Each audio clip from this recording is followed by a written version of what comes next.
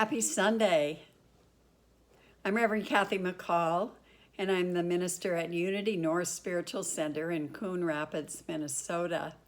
And this is our Sunday lesson on July 5th, 2020. I hope you all had a wonderful holiday yesterday. Today I'm going to read our daily word, and then that will be followed by my lesson called Expect a Miracle. And for those of you who are new with us today, you can find us also on our website at unitynorthmn.org. There are past lessons there and links to YouTube messages and more information about upcoming events. And also a donate button with the ability to share gifts and offerings. So we hope you check us out. So let's begin with our daily word. And I just invite you to take a moment just to relax. Close your eyes if you like. The word today is comfort. Christ in me is my comfort. Experiences that move me out of my comfort zone are part of my life. The first day at a new school, starting or leaving a job, a new phase in a relationship, retiring from a career, the passing of a loved one. Any change can evoke discomfort, even grief. I grieve when I think of change as loss of security, loss of my place in my community, or loss of love. The Christ, the divine presence of life, love, and wisdom within me, is my constant source of comfort through all of life's changes. I find assurance that although its physical expressions may change, life can never end. I know oneness and love with all who have been dear to me.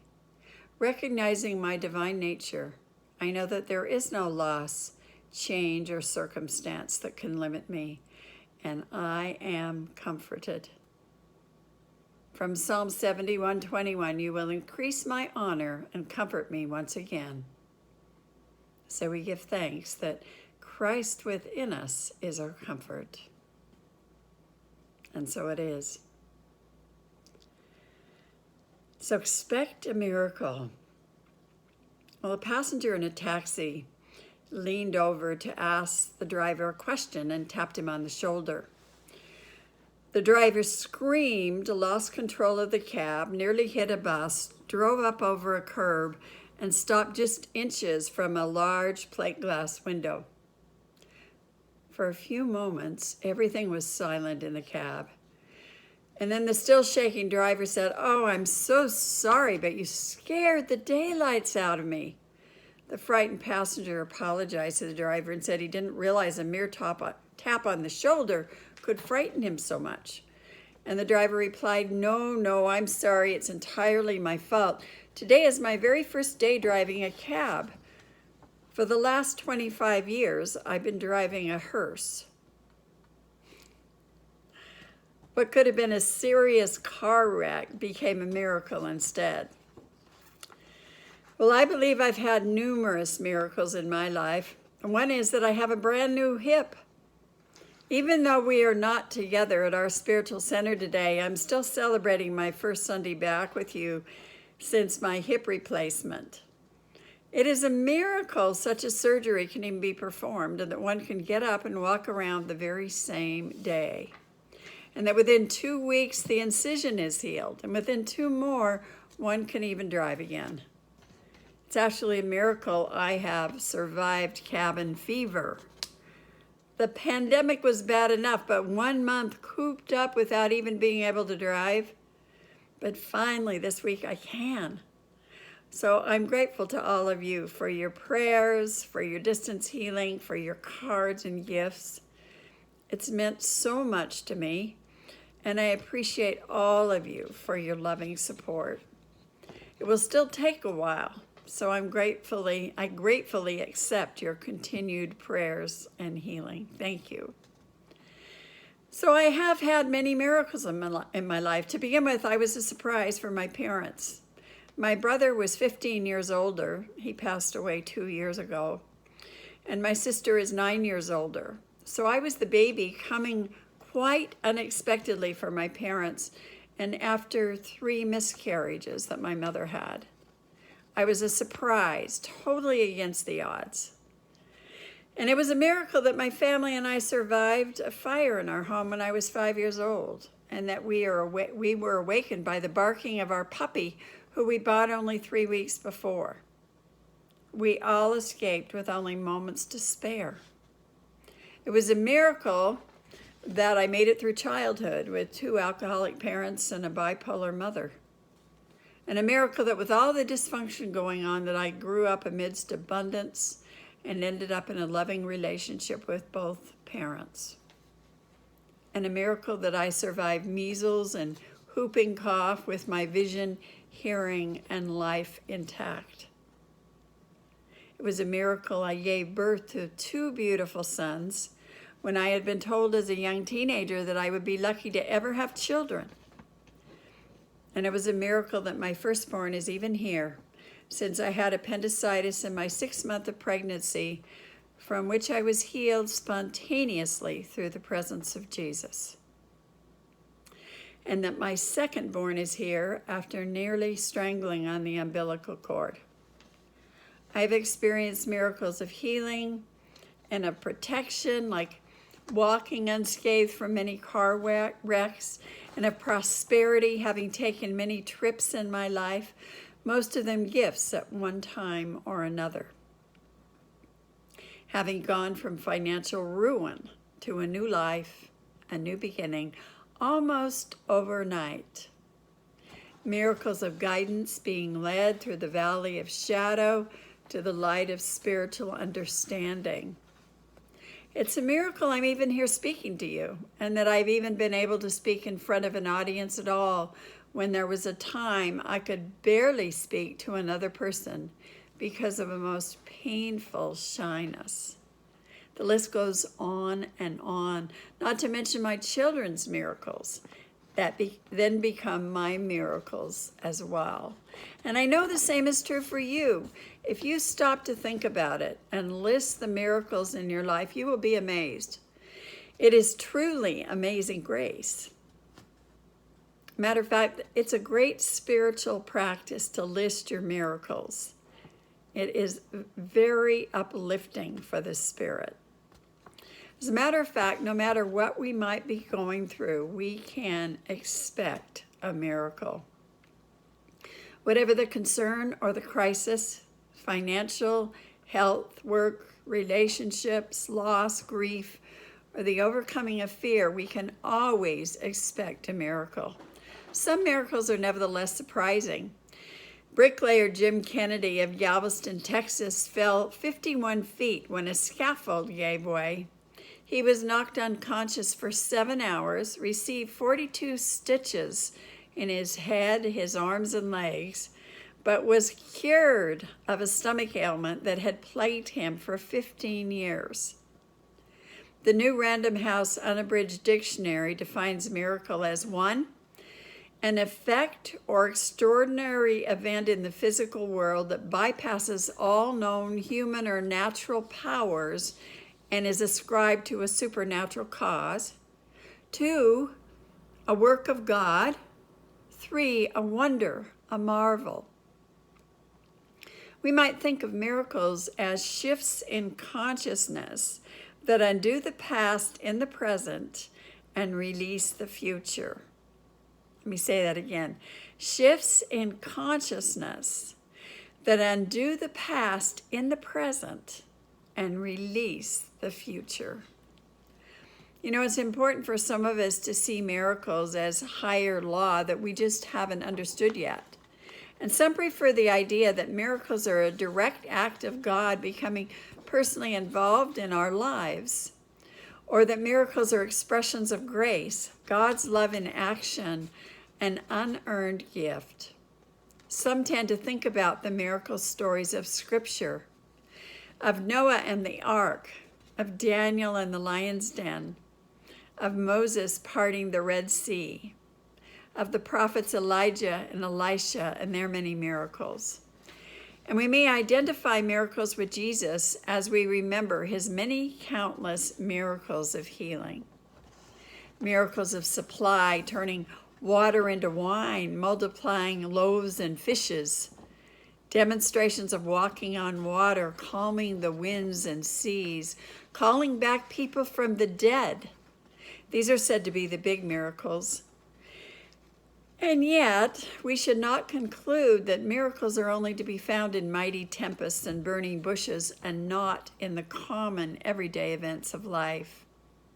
We often think of the presence of God and the miracles of God in terms of holy places, supernatural occurrences, soul-shaking experiences, great emotional highs, signs, and wonders, with the result that vast regions of our lives may be emptied of any sense of the presence of God, as if God were not also to be found in ordinary places, as if God were restricted to the more obvious places, as if there were not something very unusual and quite miraculous about everything that surrounds us. You know, have you ever really looked at a leaf? You know, when we begin to truly notice the wonders all around us, we can let go of our need for the big miracle to save us. I was thinking of the coronavirus and how many are waiting to be saved. And that will be a miracle that saves us.